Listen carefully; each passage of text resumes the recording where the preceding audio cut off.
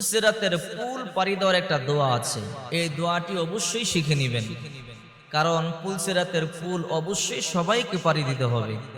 বিশ্বনবী মুহাম্মদ সাল্লাল্লাহু আলাইহি ওয়াসাল্লাম বলেন, প্রত্যেককেই পুলসিরাতের পুল পাড়ি দিতে হবে, কারণ যে ব্যক্তি জান্নাতে যাবে সেও পাড়ি দিবে, যে জাহান্নামে যাবে সেও পাড়ি দিবে, কিন্তু যে জান্নাতে যাবে সে পাড়ি দিয়ে চলে যাবে, আর যে জাহান্নামে যাবে সে কাটিয়া কাটিয়া ওই জাহান্নামের মধ্যে পড়ে যাবে।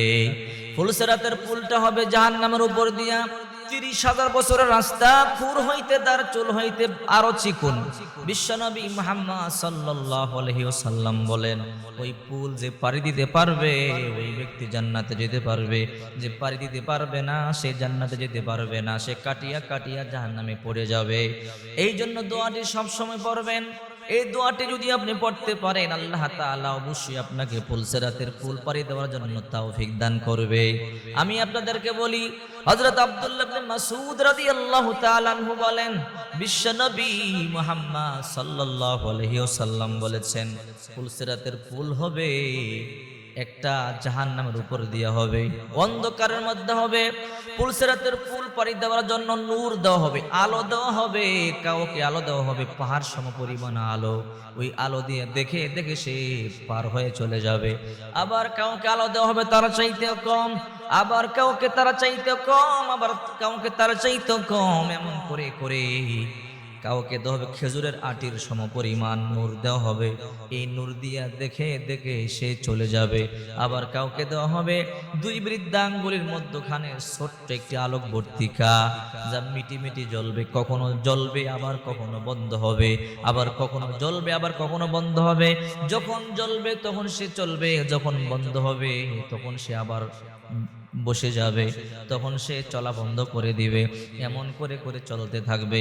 আপনারা আমার নবী বিশ্ব নবী রাহমাতুল লিল আলামিন বলেছেন, যদি তোমরা আল্লাহর দরবারে বেশি বেশি দোয়া করো, আল্লাহ তাআলা অবশ্যই তোমাদেরকে ফুলসিরাতের পুল পার হওয়ার তৌফিক দান করবে।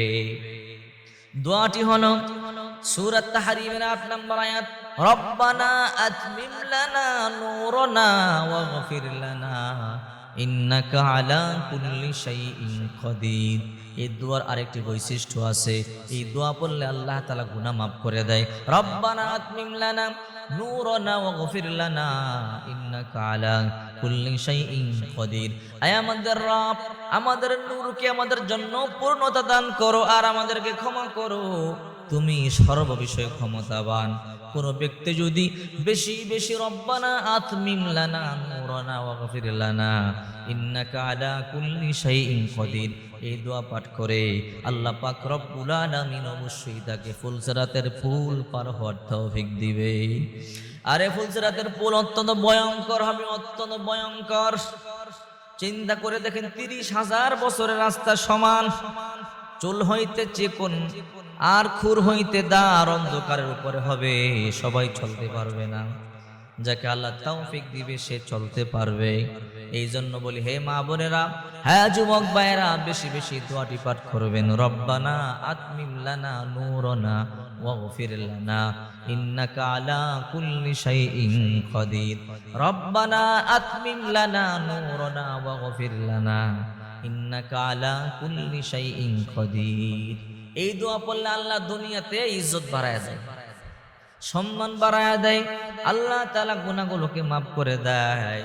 শুধু গুনাহগুলোকে মাফ করে তা নয়, আল্লাহ পাক রব্বুল আলামিন ওই ফুলসিরাতের পুল পাড়ি দেওয়ার জন্য তাকে তৌফিক দিয়ে দিবে। ফুলসিরাতের পুল সাধারণ বিষয় না,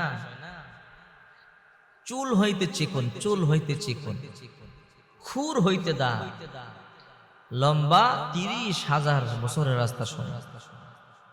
চিন্তা করেন, এই পৃথিবীটা দুই এক দিনের মধ্যে, ২ দিনে পুরো পৃথিবীর এই মাথা থেকে সেই মাথা যাওয়া যায়, আর ৩০,০০০ বছরের রাস্তা সমান হবে। চিন্তা করেন কত বড় হবে ফুলসিরাতের পুল।